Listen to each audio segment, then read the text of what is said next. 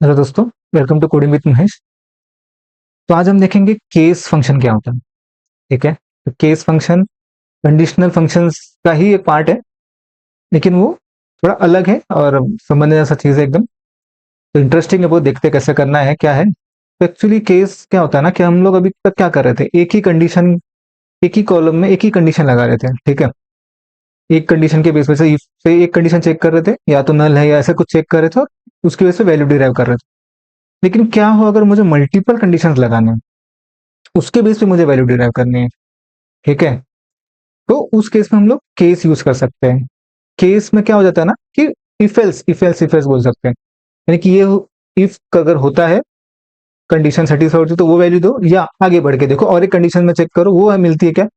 वो भी नहीं मिलती तो आगे बढ़ो, नहीं मिलती है तो लास्ट में एक एल्स होगा जो कि अपने को वैल्यू देगा। तो सिंटेक्स उसका कैसा है, केस। ठीक है, केस में हम लोग लिखेंगे क्योंकि हम लोग मल्टीपल कंडीशन चेक करें ना कि एक। तो पहला व्हेन कंडीशन वन होगा, अगर सेटिस्फाई होता है तो देन रिजल्ट, तो वो अपने रिजल्ट हो जाएगा। ऐसा नहीं हुआ तो क्या करेगा, नेक्स्ट कंडीशन चेक करेगा, when condition two then result, तो सेकंड रिजल्ट अगर सेटिस्फाई होती है तो सेकंड रिजल्ट मिल जाएगा। ऐसे करते करते वो देखेगा जितनी भी कंडीशन है, तो मल्टीपल कंडीशन लगा सकते हैं यहाँ पे, तो उसमें से हम लोग देख सकते हैं कितनी कंडीशन सेटिस्फाई हुई है। एक भी नहीं हुई है तो कुछ तो वैल्यू देना पड़ेगा ना यूजर को, वहां पे न तो नल हो जाएगा, तो नल अपने को नहीं दिखाना रहता है, तो हम लोग वहां पे एक एल्स लगा देंगे। या तो एल्स जो भी बोल रहे, जैसे कि नो लोकेशन फाउंड, तो हम लोग जो देख रहे थे कि लोकेशन है क्या, है क्या, तो नहीं है तो लोकेशन, नो लोकेशन फाउंड, ऐसा कुछ बता सकते हैं, और लास्ट में एंड कर देंगे उसको। समझ गया? तो कैसे करना है उसको देखते जरा, तो और अच्छे से समझेगा, एग्जाम्पल देखेंगे तो बेटर समझेगा। ठीक है, तो मैं वर्क बेंच में हूँ। अपने को एग्जाम्पल समझने के लिए स्टूडेंट टेबल का ही एग्जाम्पल लेते हैं। तो स्टूडेंट टेबल में ही अपने को मार्क्स दिख रहा है। ठीक है, तो मार्क्स में हम लोग क्या कर सकते हैं ना, ये क्राइटेरिया लगा सकते हैं कि ग्रेड, अभी हमने क्या किया था, 45 के ऊपर है तो ए बोल दिया, बी है तो बोल दिया, लेकिन वो कैसा बोल दिया, अलग अलग कॉलम्स में बोल दिया ना। मुझे एक ही कॉलम में ग्रेड निकालना है। ठीक है, एज ए ग्रेड मुझे अगर निकालना है तो मैं कैसे निकालता हूँ, तो उसके लिए मैं केस यूज कर सकता हूँ। तो मैं कैसे लिखूंगा, सिलेक्ट, सिलेक्ट अगर सपोज मैं स्पेसिफिक कॉलम्स लेता हूँ पहले, तो सिलेक्ट नेम लिया मैंने कि कौन सा नेम है उसका, और मुझे अभी क्या करना है ना, केस वेन लगाना है इसके लिए, मार्क्स के लिए, कि मार्क्स के बेस पे मैं बताऊंगा कि इस स्टूडेंट को ए मिला है या बी मिला है। ओके,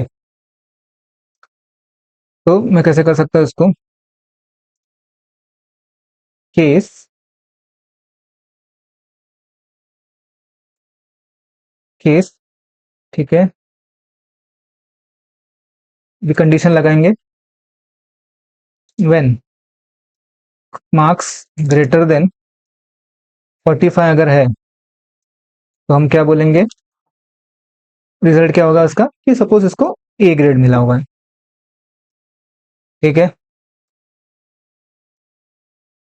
वही अगर 45 से नीचे यानी कि 40 के अप है, 45 से 40 के बीच में है, तो क्या होगा, व्हेन मार्क्स ग्रेटर देन 40, तो हम बोलेंगे कि इसको मिला है बी ग्रेड।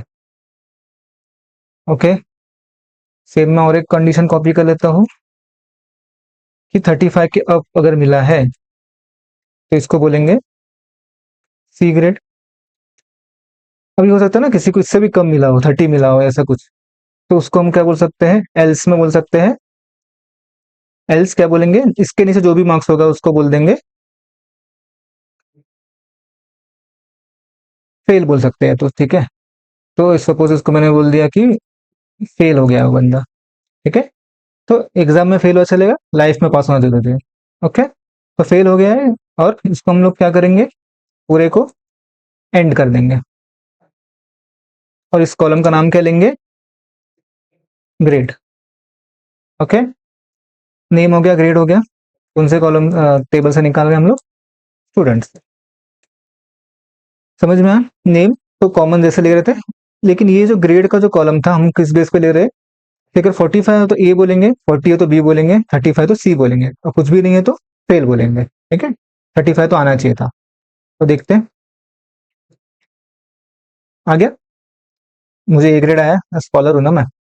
फिर सी, किस नेहा को भी ए आया है, यहाँ पे कोई फेल नहीं हुआ है। ठीक है, क्योंकि सबको ज्यादा मार्क्स था, उसको थोड़ा डेटा में चेंज करके देखते हैं। ठीक है, तो ये कौन है, राहुल को फेल कर देते हैं। चलो, राहुल को 30 मार्क्स आया सिर्फ।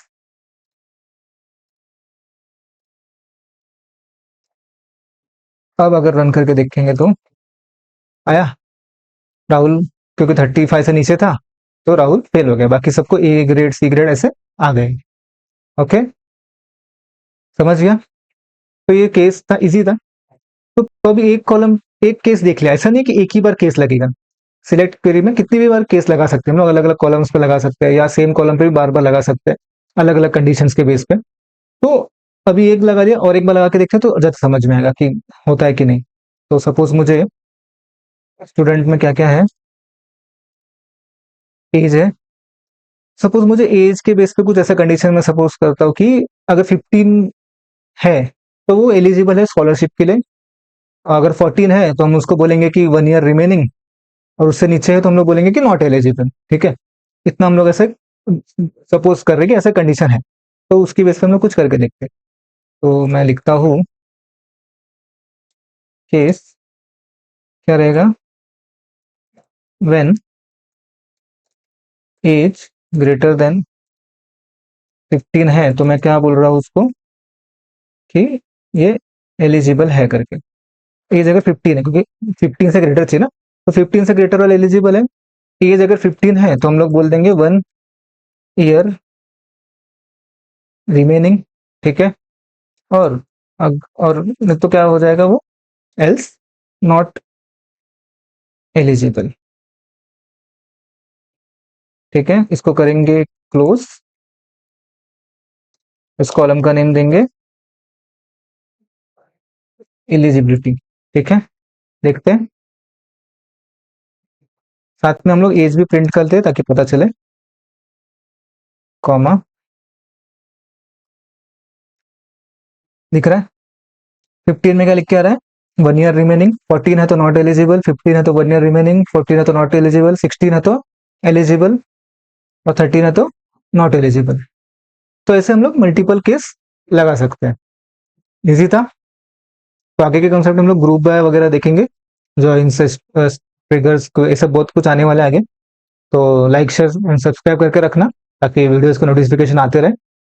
ओके, तो मिलते हैं नेक्स्ट वीडियो में। Happy learning.